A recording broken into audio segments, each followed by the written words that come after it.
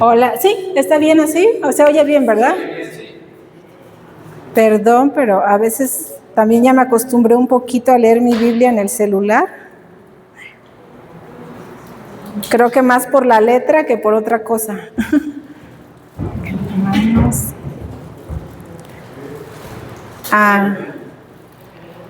Bueno, pues buenas tardes. Estamos ya, hoy voy a introducir yo un poquito el estudio, ya Mauricio va a continuar, pero quería yo hacer algunos comentarios.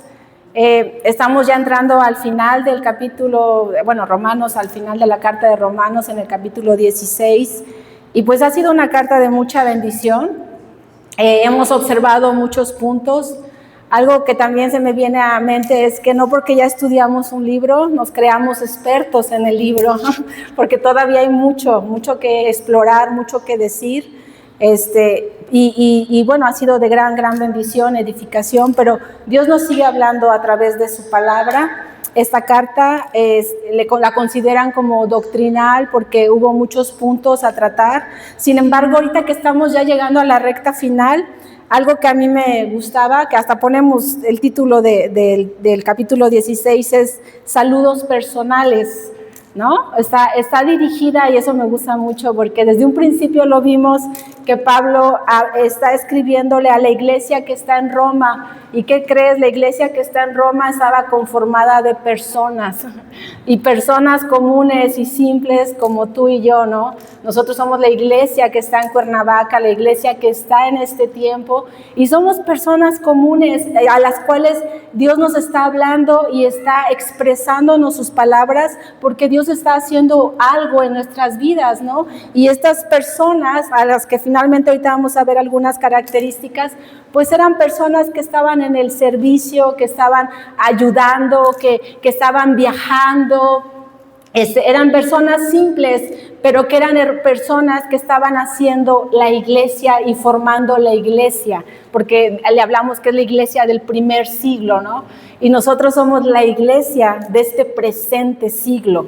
Somos estas también personas que estamos leyendo esta carta y que estamos siendo edificadas y creciendo en el conocimiento de Dios, porque también estamos al servicio de Dios y también estamos aquí en este tiempo, pues para expresar lo que Dios quiere, ¿no? Porque ya vimos, Pablo, pues en su momento fue el gran hombre de Dios, apóstoles, llenó todas las regiones, dice él, que en el capítulo anterior veíamos, dice, ya no habiendo aquí más a quien compartirles, dice, pues tengo muchas ganas de irlos a ver a ustedes, para que también a ustedes yo les comparta.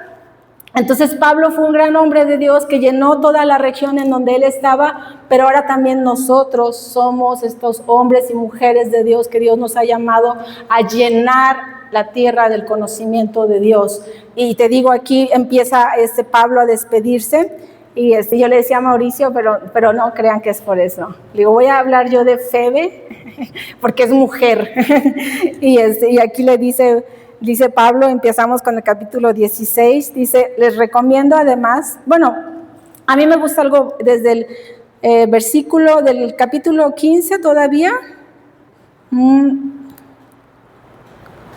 en el 32, Pablo está diciendo que para que con gozo llegue a ustedes por la voluntad de Dios y que sea recreado juntamente con ustedes. Mauricio nos hablaba mucho la semana pasada acerca de esto de recrearnos, y nos recreamos en la presencia de Dios. Obviamente tú y yo hemos aprendido a tomar tiempos con Dios, y estos tiempos con Dios son de gran refrigerio y recreación para nosotros, ¿no? Sin embargo, a mí me gusta mucho que Pablo está diciendo que él quiere llegar a los hermanos que estaban en Roma, dice, por la voluntad de Dios, y que yo sea recreado juntamente con ustedes. Es la convivencia de unos con otros.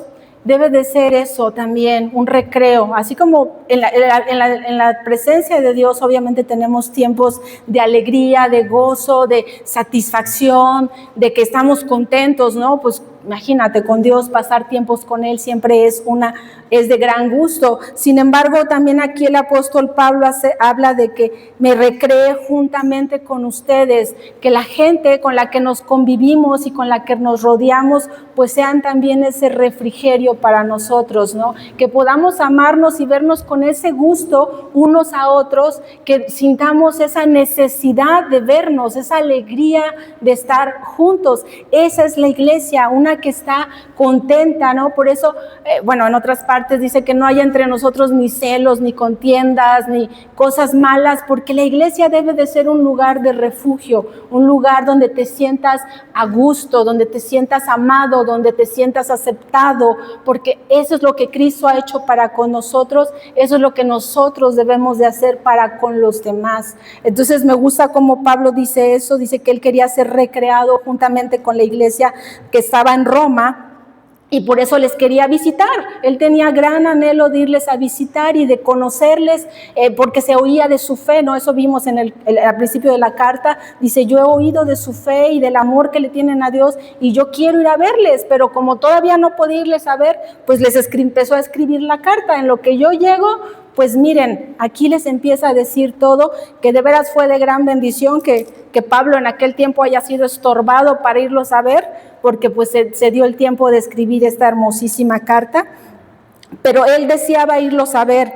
Y entonces en desearlos ir a ver, les recomiendo además a nuestra hermana Febe, la cual es diaconisa de la iglesia en Cencrea. Dice que la recibas en el Señor como es digno de los santos y que le ayuden en cualquier cosa que necesite de ustedes.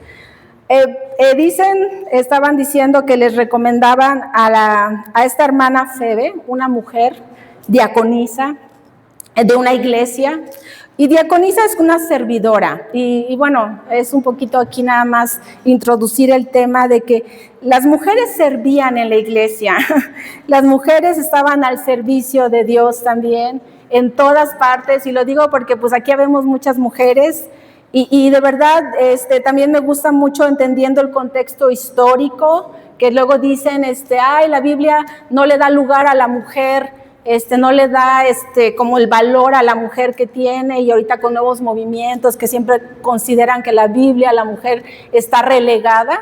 Y digo, bueno, ¿qué Biblia han leído? O sea, yo veo el lugar tan digno que Dios le ha dado siempre a las mujeres, mucha participación, hasta inclusive en medio de una cultura, pues que dicen, es que las relegaban. Le digo, no, Dios siempre ha dado lugar a la mujer. Obviamente tenemos una posición, hombres y mujeres diferentes, y cada uno es honrosa la posición que Dios nos ha dado. ¿No se escucha? Ok, y entonces a mí me gusta mucho cómo Pablo se dirige de esta mujer, dice mi hermana Febe, dice la cual es diaconisa, que insisto, es servidora de la iglesia que está en Cencrea. De hecho, consideran que a lo mejor Febe fue la portadora de esta carta, porque Febe estaba en un lugar y iba dirigida hacia Roma, posiblemente ella llevaba la carta, ¿no? Posible, a lo mejor no, pero era una mujer que estaba al servicio de Dios, y dice, recíbala en el Señor como es digno de los santos, y que le ayuden en cualquier cosa que necesite, porque ella ha ayudado a muchos y a mí mismo. Y eso nada más es un punto muy bonito, porque esa mujer pues era una mujer que estaba al servicio de una iglesia, y Pablo pide que la reciban de la misma manera como ella ha servido, pero también dice que ha servido a los santos, dice, y a mí mismo. Y Pablo me gusta mucho cómo es, porque a pesar de que nosotros vemos el gran apóstol, pues vemos aquí un hombre que se consideraba parte también de unos con otros, de un equipo. Ahorita vamos a seguir viendo diferentes personas, Priscila y Aquila, colaboradores en Cristo, que ahorita Mau lo va a seguir explicando más, pero me gusta mucho entender que Pablo sabía que la iglesia no era de él y que no era de uno solo, a pesar de que nosotros decimos el gran apóstol, ¿no? Y obviamente toma la batuta en muchas cosas, pero sin embargo él estaba en equipo con otros hermanos y sabía que necesitaba de unos de otros, porque él no podía estar presente en todas partes, pero podía enviar a diferentes personas en diferentes lugares estratégicos, Él amándoles, Él sirviéndoles, pero sabiendo que la iglesia no era de Él, sino que era de Cristo, y que cada uno de nosotros tenemos una participación. No todos son el apóstol Pablo, pero todos tenían una participación, todos eran colaboradores, eran ayudadores, eran servidores, y hay otra cosa muy bonita, porque las iglesias eran en casa, que ese es un punto muy bonito, porque dice que a la iglesia que está en casa, y eso es también de gran bendición, porque te digo, todos somos servidores, colaboradores de la obra de Dios, y las iglesias inician siempre en casa. En casa, en tu familia, en tu hogar. Ahí es tu primer lugar, tu primer escenario para que tú seas un ministro y un siervo de Dios, y que pongas al servicio de Dios tus dones, tus talentos, tus habilidades, tus recursos, unos con otros, y también que tú recibas en tu casa a tus amigos, a tus vecinos, a la gente que tú quieras compartir de Cristo. Esto es lo que nos está hablando la carta, nos está animando a que realmente nuestro hogar, nuestra casa siempre sea un lugar donde pueda ir la gente a congregarse, porque hay palabra de vida. Y tu vida, o sea, te digo, no tienes que sentir como, yo no soy el apóstol Pablo, yo no soy alguien distinguido. Eres un servidor, eres un colaborador en la obra de Cristo, y la obra es de Él, no es obra nuestra, no pertenece a hombres. Te voy a leer ya más por último Efesios 2:21. Bueno, si puedo con esta Biblia, que me gusta mucho. Dice 20, desde el 2:20, dice: edifíquense sobre el fundamento de los apóstoles y profetas, siendo la principal piedra del ángulo Jesucristo mismo. Dice: en quien todo edificio bien coordinado va creciendo para ser un templo santo del Señor, en quien todos ustedes también son juntamente edificados para morada de Dios en el Espíritu. Esa es la iglesia, es un edificio, dice, que va creciendo bien coordinado unos con otros, para que nosotros edificados seamos la morada de Dios. Tu vida, mi vida, es el templo en el que Dios mora y habita. Entonces, esta habitación tiene que ser habitación también para todos.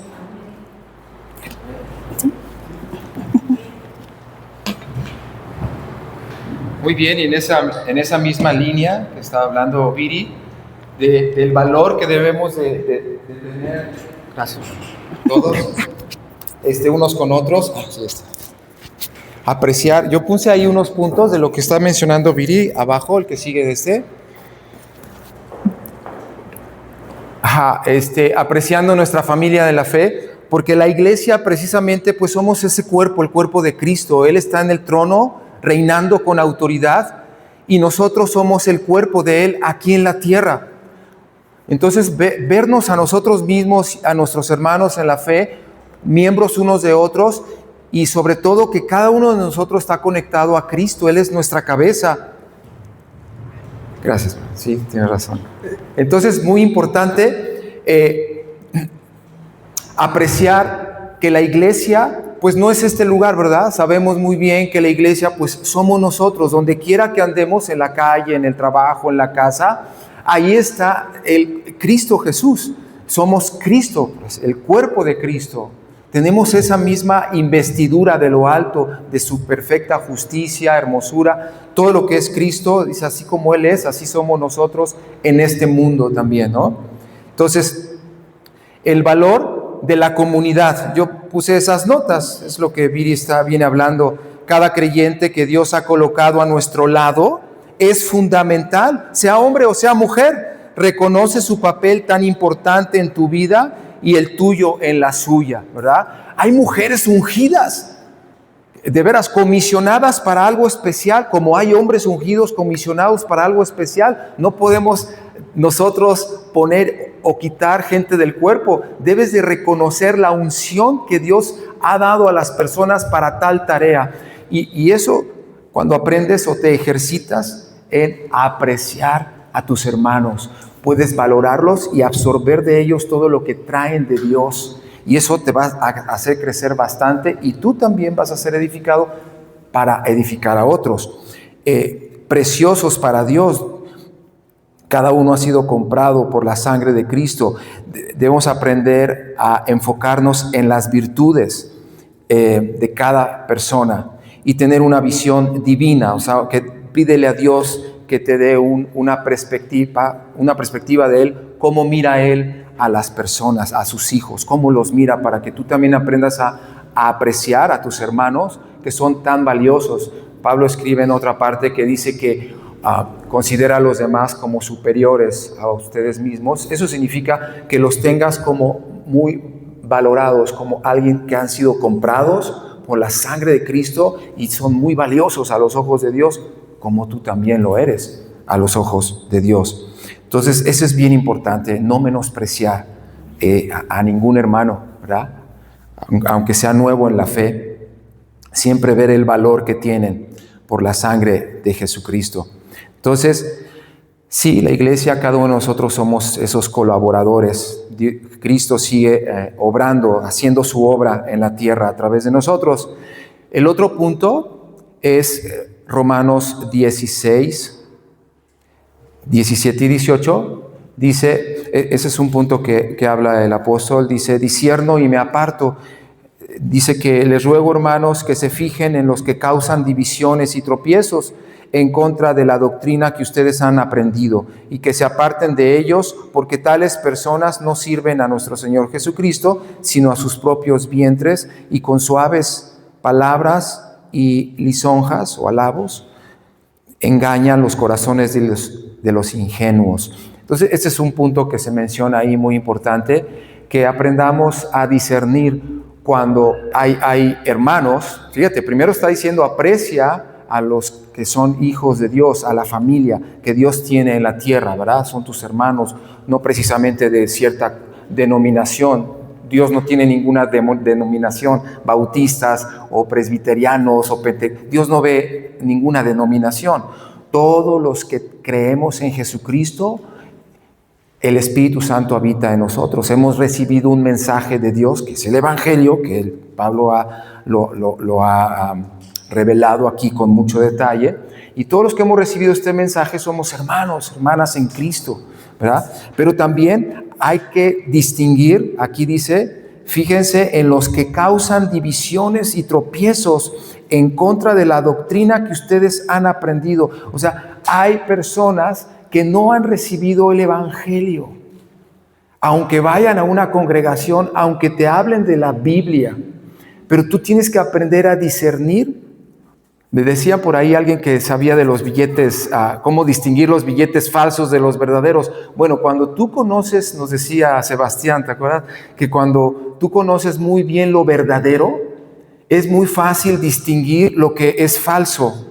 Pero cuando conoces bien lo verdadero, hay gente que los capacitan tanto para distinguir los billetes verdaderos, que cuando les cae un falso, inmediatamente lo distinguen, porque conocen lo que es verdadero. Entonces, cuando tú y yo conocemos más que una doctrina a una persona, a Jesús, que fue enviado para reconciliarnos con Dios, y disfrutamos de su compañía, de su presencia, conocemos el tono de su voz, de su enseñanza, que siempre Él trae reconciliación, perdón, amor, santidad, pureza. Tú reconoces el tono de la voz de tu buen pastor. Por eso puedes distinguir cuando alguien no está en ese mismo tono. No para que lo menosprecies, no para que hables mal de esa persona.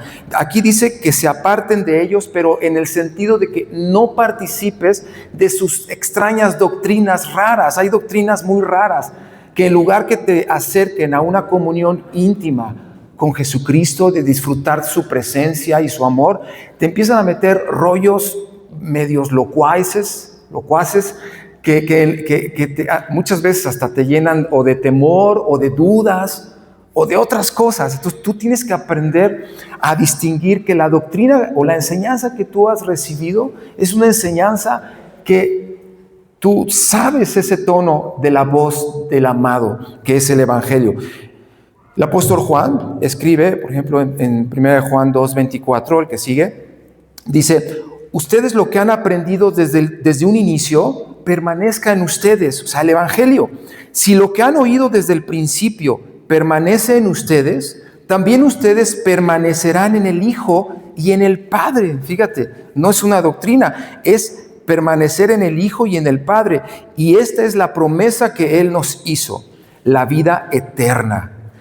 Les he escrito esto sobre los que los engañan, o sea, tengan cuidado con los que engañan, pero, dice el apóstol, pero la unción que ustedes recibieron, la unción es que Dios te ha untado, así decirlo, con el Espíritu Santo. La unción que ustedes recibieron de Él permanece en ustedes y entonces no tienen ustedes necesidad de que nadie les enseñe. O sea, fíjate, cuando yo te estoy compartiendo aquí la palabra de Dios, si tú has recibido el Evangelio, tú te hacen clic muchas cosas que yo estoy diciendo o que otra persona te puede estar enseñando. Y hay cosas que dices, no, eso como que no. El Espíritu Santo, si tú convives con Él, Él te va a guiar a toda la verdad y Él te va a hacer sentir incómodo cuando hay algo que no es verdad. Entonces tú tienes que aprender a convivir con el Espíritu de Dios, con el Espíritu del Evangelio. Cuando tú repasas las verdades tan sencillas, pero tan poderosas del Evangelio, eso te conecta con el Espíritu Santo de Dios. Por eso dice, la unción que ustedes recibieron, si permanezca en ustedes, y de esa manera no tienen necesidad de que nadie les enseñe, así como la unción misma les enseña todas las cosas, y es verdadera y no es mentira, según ella les ha enseñado. Permanezcan en Él. ¿Ya viste? Siempre te va a guiar, la verdadera enseñanza del Espíritu Santo te va a guiar a permanecer en Cristo, a permanecer unido a Él y no separarte y no quitar tu mirada de Jesucristo. Y ahora, hijitos, permanezcan en Él para que cuando Él se manifiesta tengamos confianza y que en su venida no nos alejemos de Él avergonzado. Okay. Entonces, menciono esto porque es este punto que está tratando Pablo, de que dice, tengan cuidado con otro tipo de enseñanza, ¿verdad? Apártense de tales enseñanzas que los quieran guiar lejos de la comunión que ustedes tienen con Jesucristo. Y finalmente, el último punto que quiero compartir así con ustedes es la importancia de la obediencia que viene aquí. Romanos, ya para terminar, la importancia de la obediencia. Creo que este es el mensaje más importante de este capítulo, porque en este mensaje lo demás queda muy bien amarrado. De hecho, es el último punto de esta carta, la obediencia. Nosotros pensamos que la obediencia tenemos, de veras, esto te va a bendecir muchísimo. ¿Quién cree de todos ustedes que la obediencia es importante? Todos, ¿verdad? Creemos que se nos ha enseñado, no es la primera vez que escuchas la importancia de la obediencia, de obedecer a Dios. Bueno, aquí va a hablar en el nuevo pacto de una nueva obediencia. Pablo toca esto desde el primer capítulo, la obediencia a la fe. No es lo mismo que la obediencia a mandamientos externos. Mandamientos, no matarás, no robarás, no dirás falso testimonio, no codiciarás. No es una lista externa que tú tienes que obedecer. En el antiguo pacto así era. Y dependiendo de tu obediencia a esos mandamientos, venía tu bendición o tu maldición si no obedecías. ¿Recuerdas? Deuteronomio. Si no obedeces, y te daba una serie de puntos, y si no obedecías, estabas bajo maldición. Vendrán sobre ti todas estas maldiciones. ¿Recuerdas? ¿Has leído esto? Deuteronomio. Pero si tú obedeces, entonces vendrán sobre ti todas estas bendiciones, y enumeraba bendiciones. Por eso el mundo está bajo maldición, porque en algún punto el hombre era hallado desobediente, y por eso este pacto es un pacto, el antiguo testamento decía Pablo que era un pacto de condenación. Apuntaba a que tú no podías alcanzar la obediencia que Dios requería. Había siempre, en parte obedecías y en parte no obedecías. Pero las buenas nuevas es que la obediencia de Jesús, el único que ha obedecido perfectamente bien todos los mandamientos de Dios, es Jesús. Y por eso ahora Dios establece un nuevo pacto contigo y conmigo. Que si tú crees en Jesús, la obediencia de Cristo te es dada a ti sin que tú hagas nada. Escucha esto es maravilloso. Estas son las buenas nuevas. Por eso es que Dios te ve como un justo, como alguien perfecto que ha cumplido toda la ley. Por la obediencia de un hombre, los muchos somos constituidos justos. Oye, estamos hablando de la justicia de Dios. O sea, Dios te ve como si tú y yo cumpliéramos perfectamente todos los requisitos de la ley. Así te ve Dios. Pero ¿sabes qué? Por los méritos de Jesús. ¿Por qué crees que este nuevo pacto consiste en que ven a Cristo? Porque fuera de Cristo tú y yo estamos bajo maldición. Porque Dios va a poner su ley. Cuidadito donde falles en un punto en la ley, porque te haces transgresor de toda la ley. Eres culpable y mereces la condenación. Pero si estás en Cristo, si te apoyas en Jesús, el Padre te ve intachable, perfecto, no ve mancha en ti. Por eso, este nuevo pacto de Dios hacia nosotros, que Él extiende hacia nosotros, te invita a que permanezcas en su Hijo y no te muevas de dejarte de apoyar en su Hijo Jesucristo. Mientras estés apoyándote, confiando en Jesucristo, todo está bien. Eres bendecido con todas las bendiciones de Deuteronomio mientras estás en Cristo. ¿Te parecen buenas noticias? A mí sí. Descansas. Entonces, ¿de qué se trata ahora la nueva obediencia?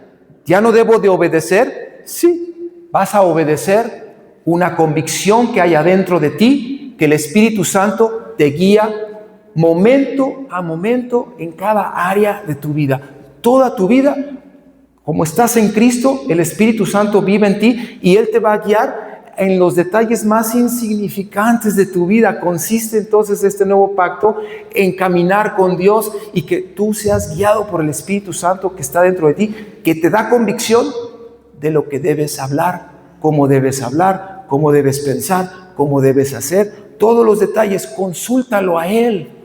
Aliméntate de su palabra y sé sensible a su voz. Él te guía a ti y a mí. Yo no te puedo guiar. No hay ningún ministro en la tierra capaz de poderte guiar. Solo el Espíritu Santo te guía a toda la verdad. Por eso dice aquí, porque vuestra obediencia, fíjate, Pablo les dice a los romanos, la obediencia de ustedes ha venido a ser notoria a todos. Así que me gozo de ustedes. O sea, le está diciendo, muy bien, ustedes van muy bien, porque quiero que sepan, que sean, esta es la definición de la obediencia del nuevo pacto, sabios para el bien e ingenuos para el mal. Si ustedes siguen viviendo en esta obediencia, el Dios de paz aplastará rápidamente a Satanás bajo vuestros pies. Fíjate, esta es la obediencia del nuevo pacto. Está bien el primero, ahí nos quedamos. La obediencia significa que el Espíritu Santo te hace saber lo que es recto, lo que es bueno, momento a momento, cuando estás comiendo, cuando estás acostándote, cuando te levantas, cuando trabajas, cuando convives en tu casa, cuando convives con la gente a tu alrededor, todo el tiempo. El Espíritu Santo es quien te hace saber lo que es recto, cómo hablar, cómo responder, cuándo quedarte callado, cuándo avanzar. Todo es una vida en el Espíritu a la que tú y yo tenemos acceso. El más nuevecito que ha oído el Evangelio tiene acceso a esta vida nueva en el Espíritu. Ya no es tu vida, es la vida de Él. La vives en Él, guiado por Él significa. Entonces Él te hace saber lo que es recto, lo que es bueno, momento a momento. Eso es lo que significa sabios para el bien. Esa es la obediencia, sabios. Él te hace saber lo que es bien. Ingenuos para el mal, la palabra ingenuo significa sin culpa y sin mancha. Quiere decir que tú ya no eres participante del mal. Esto es bien importante. Pablo dijo, Trato de hacer el bien y no puedo, y termino haciendo lo malo que no quiero. Y hallo esto, encuentro esta realidad, que ya no soy yo quien hace lo malo, sino el pecado que mora en mí. Fíjate, eso es lo que ha hecho la cruz de Cristo, la obra de Cristo. Ha separado el mal de ti. En ti mora el pecado, ¿ok? Pero ese pecado ya no te condena. Entonces tú tienes que discernir cuando está pasando en tu mente, porque el pecado siempre se engendra en la mente, en el corazón. Entonces tú debes de discernir el pecado. Nada más es todo lo que tienes que hacer. Es lo que hacía Pablo. Dice, me doy cuenta que ya no soy yo quien hace lo malo, sino el pecado que mora en mí. Entonces es como si yo me encajara una astilla en mi dedo. Me encajo una astilla. ¡Au! Y hasta el dedo se empieza a hinchar. Y entonces yo digo, ¡qué malvado dedo!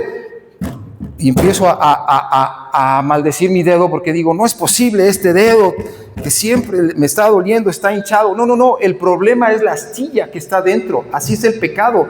Tú debes de separar el pecado de ti. Tú no tienes nada que ver. Tu dedo no es la astilla que le entró, no es parte de tu dedo. Entonces tú tienes que discernir, entender, esta astilla es lo que es malo.